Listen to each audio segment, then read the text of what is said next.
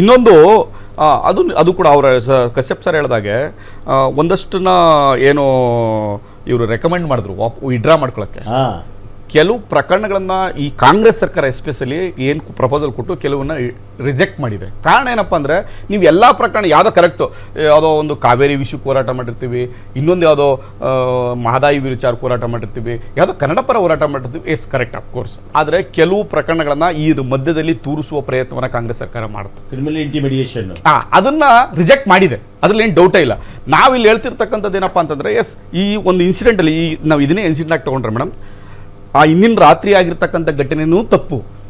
Next ಈಗ ನಾವು ಒಂದು ಹೋರಾಟದಲ್ಲಿ ನಾವು ಒಂದು ತಪ್ಪು ಮಾಡ್ಬಿಡ್ತೀವಿ, ಎಲ್ಲೋ ಉಚ್ಚಾಟ ಮಾಡ್ಬಿಡ್ತೀವಿ, ಅದು ಕೂಡ ತಪ್ಪೆ. ನಾವೇನು ನಟರಾಜ್ ಗೌಡ್ರು ಹೇಳ್ತಾ ಇದ್ರು, ಎಸ್ ಅದನ್ನೇನು ಅಕ್ಸೆಪ್ಟ್ ಮಾಡ್ಕೊಳಕ್ಕಾಗತ್ತಾ? ಯಾರೋ ಇನ್ನೂ ಇವತ್ತು ಹೋರಾಟ ಮಾಡ್ತೀವಿ ಅಂತ ಬಿಲ್ಡಿಂಗ್ ಕಲ್ಲು ಹೊಡಿಯೋಕ್ಕಾಗತ್ತಾ?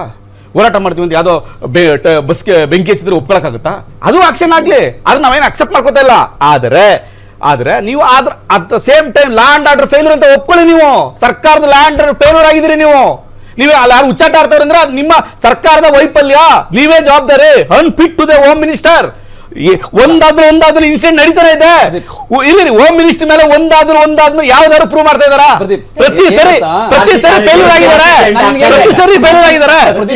ಪ್ರದೀಪ್ ಮಾತಲ್ಲಿ ಒಂದು ಪಾಯಿಂಟ್ ಇದೆ. ರಾತ್ರಿ ಕತ್ತಲಲ್ಲಿ ನೋಡೋದ ಕಿಡಿಗೇಡಿಗಳು ಬೇರೆ, ಈ ಹಗಲಲ್ಲಿ ಮಾಡ್ತಿರ್ತಕ್ಕಂತಹ ಬಿಜೆಪಿ ಪ್ರಚೋದಿತ ಕಿಡಿಗಳಿದಾರಲ್ಲ, ಅದು ನಾವು ಒಪ್ಪಲ್ಲ ಅಂತ ಅವ್ರು ಹೇಳಿದ್ದು. ಒಪ್ಪಲ್ಲ ಅಂದ್ರೆ ಆ ಕಿಡಿಗೇಡಿಗಳು ಅವ್ರ ಮೇಲೆ ಕ್ರಮ ಅವ್ರ ಮೇಲೂ ಆಗ್ಬೇಕು. ಬಿಜೆಪಿ ನಾಯಕರು ನೇರವಾಗಿ ಬಿಜೆಪಿ ನಾಯಕರು ಜನಪ್ರತಿನಿಧಿಗಳೇ ಆಗಿ ಅವರೇ ಖುದ್ದಾಗಿ ಅಲ್ಲಿ ಹೋಗಿ